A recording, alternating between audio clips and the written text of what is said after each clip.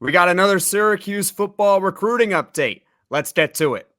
You are Locked On Syracuse, your daily podcast on the Syracuse Orange, part of the Locked On Podcast Network. Your team every day.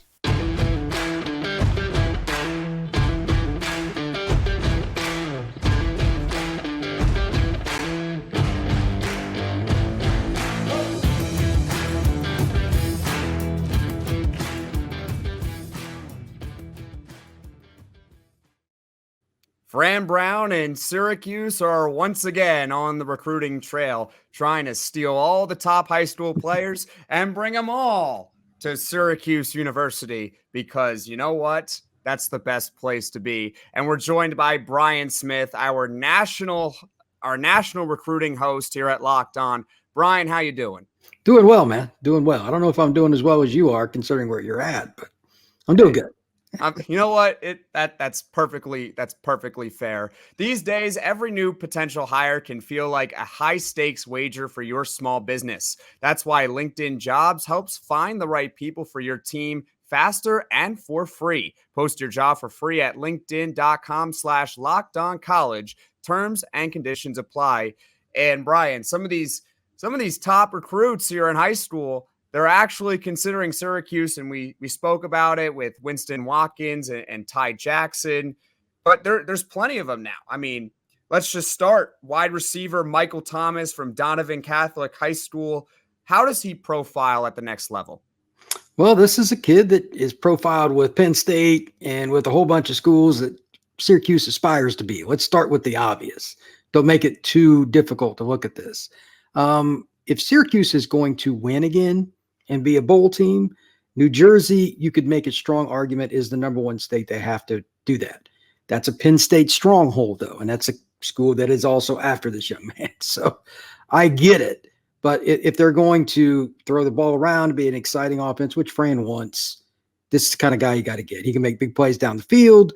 He has enough speed, and he also has the ability to make contested catches. So can they beat teams like Penn State for these guys? It's arguably the most unique school in the recruiting landscape, and it's because of recruitments like this. Fran's got them in the mix for guys that I didn't even think they would be able to get. Look at that. Fran Brown already exceeding your expectations. Yeah, Michael Thomas is a consensus 4-star receiver. He actually visited Syracuse in January. He is in the top 5 list of schools. So there is a chance here. I wouldn't necessarily put it at 20% just because you make the top 5, but he is in the top 5. And that is someone who I don't know if he would have ever considered Syracuse, even though he's from New Jersey, had they not brought in Fran Brown. He also mentioned Ross Douglas, the wide receiver coach and passing coordinator. So with that, what are some of the key factors in his decision? That's pretty simple. It's the same answer I'll give you on anything. Relationships, comfort.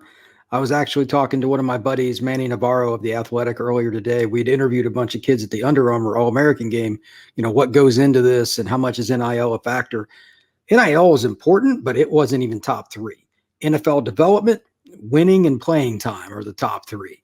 So relationships get you all those things. If they don't trust you, they're not going to believe they're going to get those 3. So relationships is the de facto number 1, and Fran is an elite recruiter. I'm going to go out on a limb just based on meeting the guy.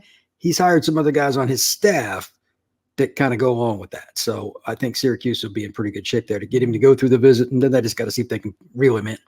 Right. And, you know, another guy who's from New Jersey, you mentioned earlier, controlling New Jersey, which is currently a Penn State foothold, Jalen Matthews. He's a 4-star offensive tackle. How important is it for Syracuse to control this region? And do you see one day, maybe not surpassing Penn State, but putting themselves on that footing where those two schools are going toe for toe in the Northeast? That's what it was like when I was growing up.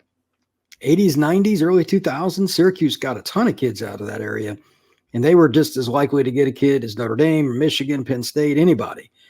The reason? They had a coaching staff that put in the time and effort to do it, and they actually developed the talent. I think there's been a few squandered opportunities here in the last 10, 15 years at Syracuse. I'm guessing most people listening to this podcast would probably agree to that. They got to take what they've got and do the best with it. Then more kids will come. But New Jersey's a really important one. And Jalen Matthews, if you could make an argument, he's the most important recruit on the board. And here's why. if you look at the teams that are at the top of college football, they have so much freaking depth on the trenches. When they lose a guy, it sucks. But the next kid, maybe he's a year away from being fully developed. He's still a dude. If Syracuse loses a starting offensive tackle, probably not going to end the way you would like it to. There are just certain teams, the depth is different. Now, it doesn't have to be Georgia either. There are some teams like in the Big Ten that have so much more depth than Syracuse, or in the ACC, it's not even funny. So Syracuse needs to win. They're getting opportunities here because this is a pretty good year for offensive tackles, by the way. They got to win some of these battles. Matthews might be their best chance. Well, Brian, you mentioned about the depth for Syracuse. We also talked about how they've had some high-end talent come out of the school in recent years. The problem is that, hey, when someone goes down, there's no one there. I mean, do you see Jalen Matthews as a potential day one player, or is he someone who, like you said, the starter for Syracuse goes down and he's there? He could still be a guy, but he's not fully developed just yet. I would think it's more the latter. I hate projecting freshman offensive linemen, especially at tackle, because like the edge guys in college football today, you can be playing against Indiana, who's not very good, but they're going to have a guy on that edge that's really athletic. And if you want to see your season go in the toilet, let an edge rusher have a free run at your quarterback. So, I mean, it is what it is. But sometimes that's just the way it is. Like the kid goes out in fall camp and he earns the number 2 job, and then the starter goes down. You know what, son? You're starting for the Q, so let's go. It is what it is. Well, perhaps the best example of it is it's not even an offensive tackle, but it would be Trevor Lawrence in recent years. He wasn't the day one starter in Clemson, but he was the number 1 high school recruit. And when I forgot, it was Kelly Bryant, I believe, was the quarterback at the time, and he was either benched before. I think he was benched before. Excuse me. I think he was benched for poor performance. And that's when Trevor Lawrence kicked in. So, I know it's not a perfect comparison here, but a guy like Jalen Matthews, who might not be necessarily day one ready, if something slips up, either injury wise or performance, perhaps this is someone who could step in. Matthews is a 4-star offensive tackle. Like I mentioned, he's visiting Syracuse from May 31st to June 2nd, and he has Syracuse currently in his top 6. And Brian, we have plenty of guys to get to still, and we're going to be back to talk about them right after this. Amazon Fire TV is the place I get the top streaming apps and channels for movies like TV. And hey, for watching Syracuse games, especially with the ACC tournament around the corner for Syracuse basketball, and with Coach Fran Brown and Syracuse football, we're talking a lot about recruiting here. There could be some exciting games that you can catch on Amazon Fire TV. Fire TV is your destination for sports, from live games to highlights to in-depth analysis. Fire TV offers amazing viewing experiences with smart TVs, as well as the Fire TV stick that you can plug into your existing TV that provides access to millions of movies and TV episodes, as well as free and live TV. Whether it's opening weekends for baseball or the college basketball tournament, you're going to want to have a Fire TV. Fire TV recently created Fire TV channels to deliver a constant supply of the latest videos from your favorite sports brands, all for free. That includes all of us at Locked On and most of the big pro leagues and college conferences as well. Fire TV channels lets you dive into all the game analysis, highlights, and more to keep up to date on all the latest in the world of sports. March Madness, NBA, MLB, and lots more. Hockey, too. I'm a big hockey fan. Not to mention great news, entertainment, gaming, travel, cooking videos as well. Check out Fire TV channels on Fire TV and Alexa devices. If you haven't checked out Fire TV channels, you should, and you should trust me on this. To learn more, visit www.amazon.com/LockedOnFireTV. Welcome back, everyone, into Locked On Syracuse. I'm Jackson Holzer. We're joined by Brian Smith, our national recruiting analyst. We discussed a couple of 4-stars, and we're going to keep going with them. We so far have talked about Michael Thomas and Jalen Matthews, wide receiver and tackle, respectively, both from New Jersey. But now we're going to go to a different region. We're going to go down south. How about that? That's your territory, right, Brian? That is correct. All right, Brian. So first, let's talk about Ben Hanks Jr. from Booker T. Washington High School in Florida. He's a 4-star cornerback and recently named Syracuse in his top 6 list of schools. And you heard me correct, Brian. You heard me correct, everyone. Top 6. Syracuse is in the top 6 for a guy in the state of Florida. How can Syracuse pry him away from the South?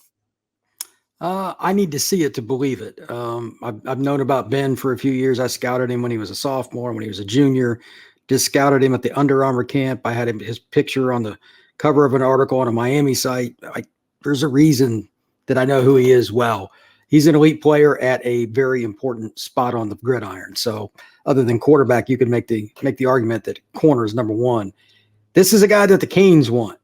And Mario Cristobal doesn't let many kids from his backyard get out. If you want to make a splash, though, find a way to get this kid to go to Syracuse. Fran used to recruit for Georgia in South Florida, so that's the connection. He knows Booker T. Washington, where he goes, etc. He knows all those programs. Now, can you get them to come north? I don't know. But just getting him on campus kind of surprised me. So, as they say, if he's going to visit, you got a shot. Right. And, it's funny because, Syracuse is a cold weather environment. I think we can all agree on that. It is not Florida. But, football season, it's played in the fall, right? It's played in the summer into the fall. And Syracuse is a team that plays in the Dome. So, hey, you know what, Ben? Perhaps you could suck it up for, 6 to 8 months here in the cold, because during football season, we're in domes and it's warm in Syracuse. So hopefully he comes. Speaking of him as a corner, though, what are some of his strengths and weaknesses? Length. He's got ridiculously long arms. He always has. And he's a kid that's played in a program at Booker T that he's got one of the best coaches. Tim Ice Harris has got state championships for a reason. It's a program that's got a lot of dudes. The expectations are high, and he plays in the Miami Public League. Just growing up where he's at is tough enough, and the gridiron is the easy part of the day. So I'm not worried about him with that. Just getting bigger would be the only thing. He just needs to add weight. He's a thin kid, real long and lanky. He can break on the football, do all the things you need. Just needs to add some weight room, and that takes care of itself once you get to college. Right. And does he profile more as man-to-man or zone, or can he just do it all? Doesn't matter. Doesn't matter? South Florida kids are like man, but in today's game, with all the stack formations, you got to play zone anyway. So, yeah, he can do both, and he's shown it in 7-on and at camps, etc. All right. Well, you know what? You can never hurt to have a well-rounded corner. And as you said, it might be the second most important position on the field, only behind cornerback. I'm going to disagree with you on that, but corner is certainly a very, very vital position on the field. It might be the most valuable defensive position if we're going to talk about that and maybe edge rusher. Now let's go. We're going to stick with corners. How about that? Dawayne Galloway, this one, Marion High School in Ohio. So we're talking now to the Midwest region here. He has Syracuse in the top 12 list of schools, and he's visiting the Cuse from June 14th to 16th, so a 3-day visit. How does he compare to Hanks? And what can, if somehow both were to come to Syracuse, what can we expect from the duo? Well, first off, let's let the visits happen. I don't know if I want to go down that far, but here's the backdrop here. Ohio State has one of the greatest corner recruiting classes, if not the greatest of all time right now being assembled, but they're all out-of-state kids. They're already committed. They went out and got the best of the best. So this kid lives in Columbus, and he ain't going to get a chance to play for Ohio State. So the door is open for anybody. That's first off. Purdue and some other schools around the Midwest are trying to get him in Syracuse, but he's really good. Any other year, I bet you money he'd be committed to Ohio State right now. So Syracuse is fortunate to be in this situation. That being stated, he's got the length you're looking for, the speed and change of direction. Now, I don't know if I could say he's as battle-tested as Hanks. I mean, Hanks plays in frickin' Miami. It don't get no better than that prep football-wise. So I'm curious to see what he will do this next year, but this is a kid that can be a starter pretty early for Syracuse. All right, and you kind of alluded to it, but how can Syracuse pry away guys from the Midwest? I mean, is it always going to be about, if Ohio State doesn't offer, that's when Syracuse can get in there? Or is there avenues for not stealing everyone? You're never going to steal anyone from Ohio State. Sort of, and it won't even be like a situation with Penn State where you can go toe-to-toe with them. but how can you see Syracuse potentially getting maybe just a couple of guys away from that Ohio State program? Well, I think it's pretty simple. If Ohio State really wants an in-state kid, you're all but screwed. They lose maybe one kid a year. Like Michigan will get one guy. That state is unbelievably loyal when Ohio State offers early and focus on a kid. I don't care what Georgia, it doesn't matter. They've only lost a handful of kids over the last few years. Clemson, Michigan, and I think that's about it. Like if Ohio State wants them, you're in trouble. But that's a deep state. You don't have to get the number 3 player in the state of Ohio to get a guy to come in and start for you. A lot of coaches, I know this from somebody on Ohio State staff, a lot of high school coaches in that state are ticked off at Ohio State because they recruit so much out of state. It's a really tough line Ryan Day has to kind of toe there because he wants as much talent as possible, but it is what it is. Syracuse can go get 2-3 kids out of Ohio every year. They can get the number 15, 16, and 17 players in Ohio. They did well because that state's got ball players. So I wouldn't worry about the recruiting rankings. Just find guys that fit what you do and have a lot of upside and coach the hell out of them. Right. And Brian, you said maybe Michigan would get one. Well, that kid who grew up in Ohio must have grown up a Michigan fan. Probably did. I don't think many people would be too happy down there if he. Oh no, it caused. They got a running back last year. It ticked some people off. I would not. I honestly, I got a lot of respect for those kids if they commit to Michigan from Ohio because I don't think I could do it. I don't think I can handle it. I mean, afraid of the rocks going through your windows. Think about it this way: like you come home or whatever because these guys are college students. At the end of the day, you come home, you go to Michigan, you go to Ohio, and you come back home to Ohio. I don't think people are going to like you very much, especially if it's after Michigan, Ohio State, and you won. I'm sure that's part of the discussion, but that's their choice, not mine. It's. You know what? Mad respect to him, as I just said. We're going to go with one more player here. He's also from Ohio, from Westland High School. 4-star running back, Kentrell Rinehart. What's his profile at the next level? This is a kid that can be a little bit of everything. And again, he's from Columbus. Ohio State is not making him a priority. Doors wide open. Ohio State running back recruiting over the last 10 years has been pretty ridiculous. A certain guy named Ezekiel Elliott, et cetera, kind of helped that, a little bit. I just think that he's a guy that could come into Syracuse and play early, and that's probably why they're interested in him. He can run and catch. He's a dynamic player, but he's not necessarily humongous. He's not necessarily a 10-3 guy. He's just a good football player. Ohio State looks for really, really specific niches. I think I would probably take him. Again, he's from Columbus. That kid's going to go the extra yard for Ohio State, but that's their choice. Strike when the iron's hot, brother.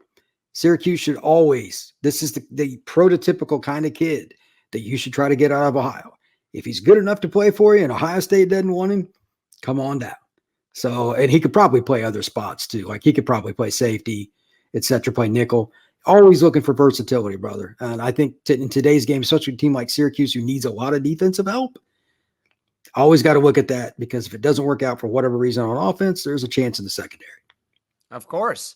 And Rinehart, he's visiting Syracuse in mid-June. Brian, before I let you go, is there anything else you'd like to add? I'm shocked at how well Syracuse is at least getting involved with kids around the country. Not just any one state. Like we knew they'd do some New Jersey, New York, PA, Ohio, Florida, down south. They have one of the more random recruiting stories going on in all of the 25 class, regardless of where they're from, which conference, et cetera. And it's pretty fascinating. It's the Fran Brown and Elijah Robinson effect. Brian, thank you so much for taking the time to speak with all of us here and educate everyone about some of these top high school recruits, because I can only tell them so much, but you are the expert here at Locked On, so we really appreciate it. Now, coming up, Poll Friday. Who's the greatest athlete in Syracuse history? When you're hiring for small businesses, you want to find quality professionals that are right for the role. That's why you have to check out LinkedIn Jobs. LinkedIn Jobs has the tools to help find the right professionals for your team faster and for free. And guys, I use LinkedIn all the time to search out the latest opportunities. How do you think I got the role of being Locked On Syracuse? Well, part of it was because of LinkedIn and seeing it actually available. LinkedIn isn't just another job board. LinkedIn has a vast network of more than 1 billion professionals, which makes it the best place to hire. It gives you access to professionals you can't find anywhere else. LinkedIn does all that while making the process easy and intuitive. Hiring is easy when you have that many quality candidates. So easy, in fact, that 86% of small businesses get a qualified candidate within just 24 hours, guys. That's crazy numbers right there. LinkedIn knows that small businesses are wearing so many hats and might not have the time or resources to hire. LinkedIn is constantly finding ways to make the processes easier. They even just launched a feature that helps you write job descriptions. That makes the process just simply easier and quicker, guys. 2.5 million small businesses use LinkedIn for hiring. Post your job for free at linkedin.com/lockedoncollege. That's linkedin.com/lockedoncollege to post your job for free. Terms and conditions apply. Welcome back, everyone, into Locked On Syracuse. I'm Jackson Holzer, and we just spoke to Brian Smith, our national recruiting expert here, about Syracuse football and the 2025 class and how it's shaping up. It could be one of the best recruiting classes for Syracuse in quite some time, and we're seeing the Elijah Brown, or really I should say Fran Brown, and Elijah Robinson effect here in Syracuse. Man, what a time right now for Syracuse football in the recruiting aspect, not just New Jersey, but Florida and Ohio. But now we shift gears because it's Friday. What does that mean? There's a poll, and we're going to go over it. Today's poll is the greatest athlete in Syracuse history. There were 4 nominees that I mentioned on the Locked On Syracuse Twitter, which will be in the description. It's at LO_Syracuse. The 4 options that I gave were Carmelo Anthony, Ernie Davis, Gary Gate, and Jim Brown, and there were 374 votes on this one. All of these guys, for any reason, they can all be justified really to be the number one. You can make a case for every single one of these guys. But the winner, and I was not surprised by it, is Jim Brown with 70.6% of the vote. Of course he won. It's Jim Brown. Not only that, he had the greatest career in the pros after any of the 3 guys that were mentioned. And while in Syracuse, he was a 2-sport athlete, right? He was the best football player in the country. And, well, he's also arguably one of the greatest lacrosse players ever. So not surprised that he won the award, or he won the poll rather. And I happen to agree with the public on this one. The other nominees, like Carmelo Anthony, he got the second most votes out of everyone, about 15.5%. Melo, it's recent, 2003 national champion, the best player on that team, ended up going number 3 in the draft right after it. The thing is, as great as Carmelo was, it's one season, right? And obviously he was good enough right away, and it's a different time than it was in the 1950s, right? But one season, I think you have to do a little bit more than 1 year to be considered the greatest athlete in Syracuse history, even though he essentially did all you can in college just in 1 year. But to really build that legacy, aside from, I guess, winning the national championship, it's kind of hard that I'm dunking on Carmelo Anthony. Really, he deserves all the praise, but I guess I give the nod more to Jim Brown solely for one of the reasons, which is, well, he didn't play 2 sports, and, well, he only played 1 year. Jim Brown played 3. So Brown had more time at Syracuse. I think that gives him a slight edge there. And then you looked at the other nominees, right? Ernie Davis. Ernie Davis got 10.7% of the vote. And Ernie Davis, he's the only Heisman Trophy winner in Syracuse football history. And hopefully there's more to come, right? With this recruiting class that we just talked about. And is there a Heisman candidate there? You never know. And hey, Kyle McCord. But for now, with all that being said, Ernie Davis is the only Heisman Trophy winner in Syracuse history. I thought maybe he should have, and he's a national champion, right? I thought maybe he should have been ahead of Carmelo Anthony on this poll, right? He only got 10.7% of the vote compared to Melo at 15.5%. But again, Carmelo's more recent. So Ernie Davis, not as much love there for him. But again, Jim Brown to me gets the nod. And the final nominee was Derry Gate, who only got about 3% of the vote here. And guys, I know I talked about Jim Brown arguably being the greatest lacrosse player ever. Well, I really think it's Derry Gate, the greatest lacrosse player ever. And he didn't get a lot of votes in this one. Not really disappointed, but I guess I remember when I posted the poll, we were about 100 votes in, and Gary Gate still didn't have one. So I guess not a lot of love for the sport of lacrosse here. But Gary Gate, I thought, deserved a little bit more than 3% of the vote.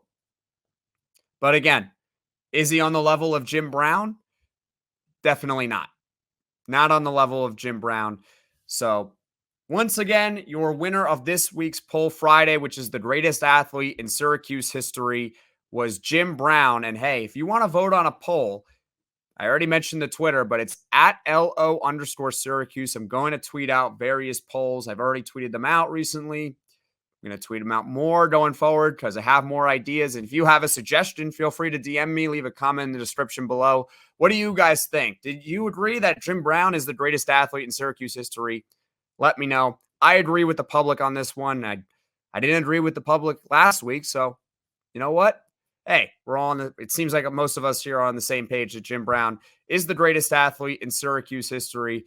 Everyone, thank you so much for listening and watching. This is the end of week 3 of the new era of Locked On Syracuse. Appreciate all the support. Trying to get better every single day here. If you like this video, click that like. And if you really liked it, click that subscribe button. And we're going to be back on Monday to talk about the ACC tournament and perhaps the award winners or lack thereof for Syracuse this year.